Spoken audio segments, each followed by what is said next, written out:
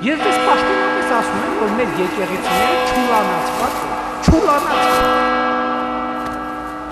Ես դες պաշտոնապես ասում եմ, որ մեր եկեղեցիները չուլանացված են, չուլանացված։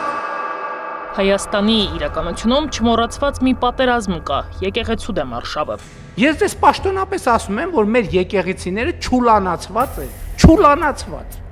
Սիրով ու համերաշխությամբ երկրի ղեկն իր ձեռքը վերցրած ղեկավարը սկզբում Հիսուս Քրիստոսի անցած ճանապարհը համեմատում էր այն դժվարությունների հետ, որոնց բախվել է իր քաղաքական ուժը։ Եկեղեցում ենք մենք գտնվում, ես ինքս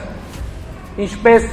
մեր Տեր Հիսուս Քրիստոսն էր սեր քարոզում, բայց երբ որ եկավ ժամանակը նա մտավ տաճարի տարած եւ շուռ տվեց սեղանները։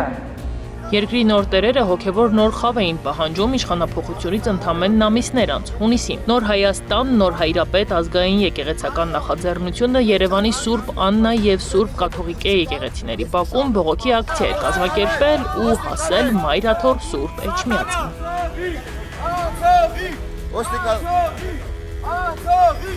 Եկեղեցու, ավելի կոնկրետ եկեղեցու ներկայացուցիչների դեմ արշավանքը չի դադարել իշխանափոխությանը հաջորդած 7 տարվա ընթացքում։ Նախ հանրակրթական դպրոցներից հանեցին հայ եկեղեցու պատմություն առարկան, հետո հակասություններ առաջացան Վեհափարի եւ Փաշինյանի միջև Արցախի հարցում։ Լարվածությունը առավելագույն աստիճանի հասավ, երբ Վեհափարը միացավ Փաշինյանի հրաժարականի պահանջին։ 2024 թվականի տարեմուտին էլ հանրային հեռուստաընկերությունը հրաժարվեց ավանդական ժամին, կեսգիշերին մոտ հեռարձակել Վեհափարի ուղերձը։ Ամիսներ անց սկանդալային միջադեպ տեղի ունեցավ Սարդարապատում։ Ոստիկանությունն արգելեց կաթողիկոսի մուտքը հուշահամալիր, որտեղ մայիսի 28-ի տոնական միջոցառումներ ընթանում։ Այս իշխանությունների միակ փաստորեն գործելավոճը անընդհատ ցենց հեղափոխությունների, պերմանենտ հեղափոխությունների մթնոլորտ ստեղծել է։ Իրականում դա կոնտրէլիտայի, իսկն հակա էլիտայի վարվելաձև է։ Դու անընդհատ քեզ ձև ես տալիս, իբր ընդդիմադիր ինչ որ վիճակում ես, պայքարում ես այն շերտերի դեմ, ովքեր որ իբր ժողովրդին շահագործում են, իբր եսի ինչեր են անում։ Այս օրերին արդեն եկեղեցու դեմ արշավը սոցցանցային տիրույթ է տեղափոխվել։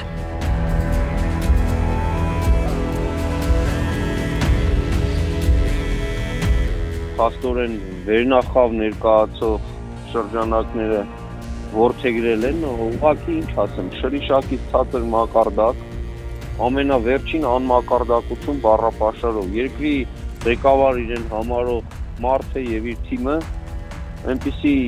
բառեր էին գրում, որ գիտեք պետական այլին դա հարիր չէ։ Այսօր արդեն Ադրբեջանի եւ Հայաստանի իշխանության թեզերը բացարձակ միանման են, նկատում է ադրբեջանագետը։ Այդ թեզերից առաջինը թերևս այն է, որ հայ առաքելական եկեղեցին ռևանշիստական է։ Փորձագետի դիտարկմամբ, եթե Ադրբեջանը կարող է Հայաստանի իշխանության հետ պայմանավորված գործունեություն ծավալել, զիջումներ, կապիտուլյացիա, ապա եկեղեցին այս հարցում չի մտնում նույն խաղի մեջ, ինչը մեծագույն խնդիր է նրանց համար։ Եկեղեցին լինելով շատ ավելի ժողովրդական կառույց վայելելով ժողովրդի վստահություն, իրենք ընկալում են որպես վտանգ, որպես ռիսկ, որպես ազգայինի, հայկականի եւ պատմական, մշակութային եւ մնացած այս կոմպլեքսային հայկականության ինչ-որ պահպանողական օրաններից մեկը, որը իրենց համար վտանգ եւ ռիսկ է։ Եվ բոլոր այդ հիմքերը, որոնց վրա հայկականությունը պահպանվում է, պետք է ոչնչացվի։ Ադրբեջանի թիրախավորած ցանկացած կառույց փոփոխության ենթարկվեց Փաշինյանի ձեռամբ։ Անվտանգային տեսանկյունից բանակը, սիմվոլիզմի տեսանկյունից զինանշանը կամ Արարատը, նույնիսկ հայկական մշակույթը։ Հայ առաքելական եկեղեցին այն քիչ կառույցներից է, որը շարունակում է դիմադրել, չկոտրվել ու չոչնչանալ։ Եվ Ադրբեջանի համար եւ Հայաստանի իշխանությունների համար դա վտանգ է, դա խնդիր է եւ իրենք պատրաստ են անել ամեն ինչ բառացիորեն եւ մենք դա մի քանի օր առաջ տեսանք Նիկոլ Փաշինյանի եւ իր կնոջ բառամաթերքից, որ իրենք պատրաստ են ցանկացած անդունդ բարեհոգեբանական սուզվեր, որպեսզի հասնեն իրենց նպատակին։ Ադրբեջանն այս կոնտեքստում ու այս օրերին էլ ավելի շատ շրջանառեց Երևանի Ղազիաթի հարցը։ Փաշինյանի աղմուկ հանած գրառումից ընդամենը նորեր առաջ Բաքվում գործող Կովկասի մահմեդականների վարչությունը նիստի ընթացքում որոշել է Երևանի մասնաճյուղ, այսպես կոչված Ղազիաթ ստեղծել։ մենք ունենք հստակ իրողություն, որ նման բան գոյություն չի ունեցել Հայաստանի Հանրապետության տարածքում